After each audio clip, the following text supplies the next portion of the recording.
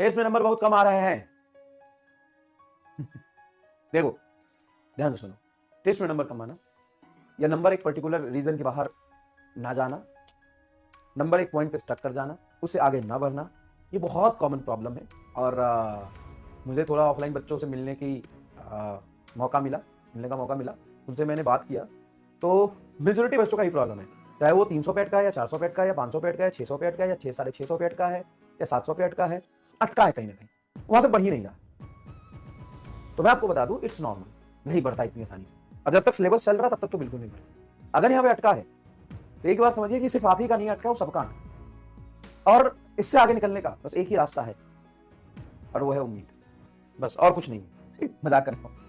एक ही रास्ता है, वो है कि आप सबसे पहले टेस्ट देने के बाद पेपर एनालिसिस करें। कैसे करें पेपर एनालिसिस? कि आपने कितने सवाल कर लिए, आपसे कितने नहीं हुए। अब जो नहीं हुए उसका रीजन ढूंढे, कि रीजन ढूंढिए उसका रीजन क्या है। रीजन हो सकता है सिलेबस कंप्लीट नहीं है, रिवीजन नहीं है ना, syllabus not complete, syllabus not complete, syllabus not complete, revision, revision, no revision, no revision, no question practice, question practice, silly mistake, silly mistake, exam में जाके सब भूल गए, एग्जाम में जाके भूल गए, कैसे होगा, कैलकुलेशन एरर, वही हो गया सिली मिस्टेक। तो सिली मिस्टेक मतलब कैलकुलेशन एरर, टाइम मैनेज नहीं हुआ, सब कुछ ठीक था, टाइम मैनेज नहीं। तो आपको ये काम करना पड़ेगा, आपको ये काम करना पड़ेगा। क्या करना पड़ेगा?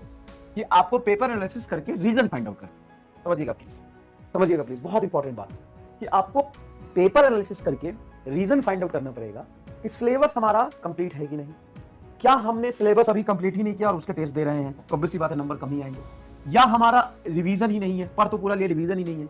या हमने क्वेश्चन सफिशिएंट प्रैक्टिस नहीं करी है, इसलिए हमें क्वेश्चन नया मिल रहा है। या हमें नया क्वेश्चन नहीं मिल रहा है, सिली मिस्टेक्स हो जा रहा है। या एग्जाम में जाके सब कुछ भूल जा रहे हैं, या हमसे टाइम मैनेज नहीं हो रहा है। इसके अलावा मुझे नहीं लगता है कोई और रीजन हो सकता है। क्या यही रीजन में से कोई एक रीजन है आपका? किसके अदर है बताइए?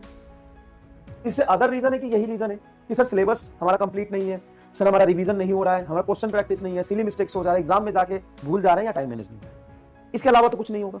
नहीं सर, अगर सिलेबस कंप्लीट नहीं है तो अब वो समय आ गया है यहां से आप वन शॉट से सिलेबस कंप्लीट करिए।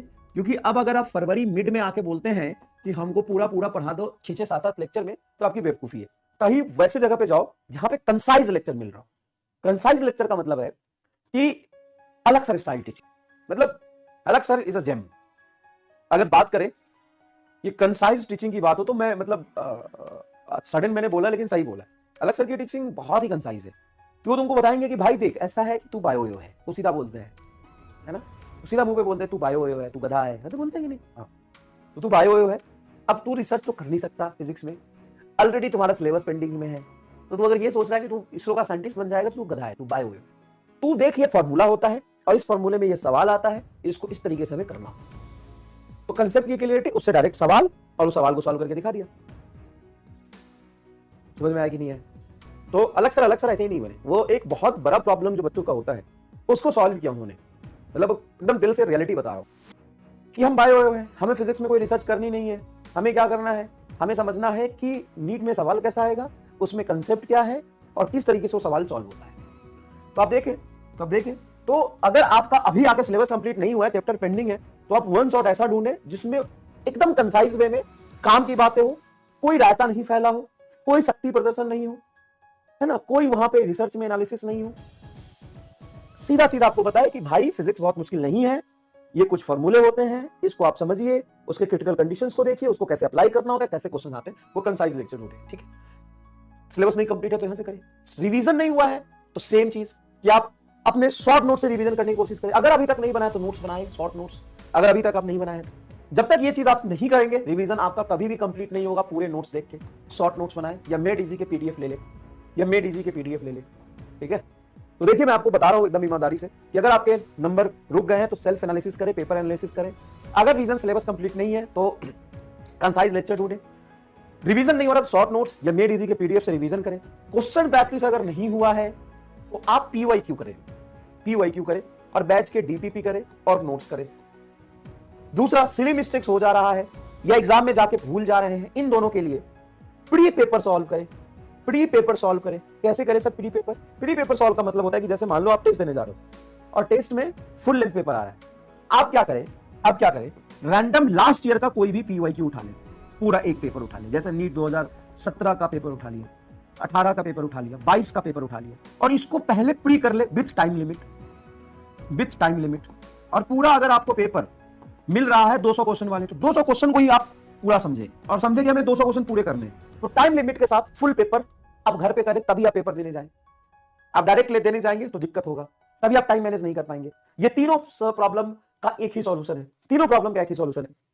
ये आप जब टेस्ट देने जा रहे हो, या कुछ भी कोई आज आपका एग्जाम है, मॉक टेस्ट है या रियल टेस्ट है या बैच का टेस्ट है, कुछ भी है, तो प्री पेपर सॉल्व करें, है ना, प्री पेपर सॉल्व करें।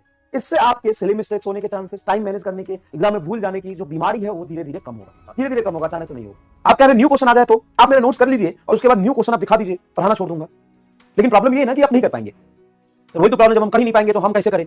तो भाई सिलेक्शन सबका हो पाएगा क्या? नहीं, जो कर पाएगा उसका होगा।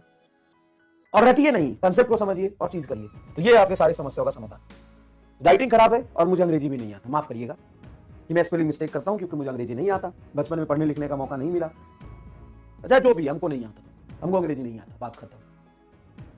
तो कुछ गलत लिखा होगा तो ऑटो करेक्ट कर लीजिएगा। दूसरी बात, यही काम करना, फिर से मैं रिपीट करता हूं, अगर आपके नंबर अटक गए हैं, नंबर नहीं बढ़ रहे हैं, चाहे जहां भी अटके हैं, तो ये 5 प्रॉब्लम 6 प्रॉब्लम में से आइडेंटिफाई करिए। सिलेबस कंप्लीट नहीं है, रिवीजन नहीं है, क्वेश्चन प्रैक्टिस नहीं है, उसका अलग अलग सॉल्यूशन है, और लास्ट के तीनों समस्या का एक ही सॉल्यूशन। ठीक है, और सारा प्रॉब्लम एक साथ है तो आपका सॉल्यूशन है उम्मीद और उत्थान। सारा प्रॉब्लम अगर एक साथ आपको आया जीवन में तो उम्मीद और उत्थान। चलिए क्लियर है क्या? उम्मीद और उत्थान, सारा प्रॉब्लम अगर एक साथ है तो उम्मीद और उत्थान आपके समस्या का समाधान है। उम्मीद करिए, भरोसा करिए अपने आप पे, और अपने आप का उत्थान करिए। तो पहले उम्मीद करेंगे तभी तो उत्थान होगा। पहले उम्मीद करिए, समझिए बात को, पहले उम्मीद करिए खुद से। उम्मीद पर दुनिया कायम है, तो आप भी उम्मीद पर कायम हो जाइए। पहले उम्मीद करिए, जब आप उम्मीद करेंगे तब आपका उत्थान हो जाएगा, उत्थान हो जाएगा तो सिलेक्शन हो जाएगा। उम्मीद प्लस उत्थान इज इक्वल टू सिलेक्शन, उम्मीद प्लस उत्थान इज इक्वल टू। तो सबसे पहला स्टेप आप अपने आप से भरोसा करिए, उम्मीद करिए। उम्मीद ही नहीं है आपके अंदर, उत्थान कैसे होगा? तो उत्थान ही नहीं होगा, उत्थान मतलब ऊपर उठना, तो उत्थान ही नहीं होगा तो सिलेक्शन कैसे होगा? सही है ना? तो सबसे पहले आप उम्मीद करिए। जब तक आप अपने आप से उम्मीद नहीं करेंगे, जब तक आप उम्मीद पे भरोसा नहीं रखेंगे, जब उम्मीद नहीं करेंगे, उम्मीद पर दुनिया कायम, उम्मीद करिए, फिर उत्थान करिए, फिर सिलेक्शन लेके जाएंगे। दोनों करना पड़ेगा, एक से काम नहीं होगा। ठीक है, चलिए, उम्मीद प्लस उत्थान इज इक्वल टू सिलेक्शन। अब देखिए ये सब देख के आपकी आंखें चौंधी आ गई हो, ऑब्वियस सी बात है। तो इतनी सारी चीज देखेंगे तो आंखें चौंधी आ जाएगी, ऐसे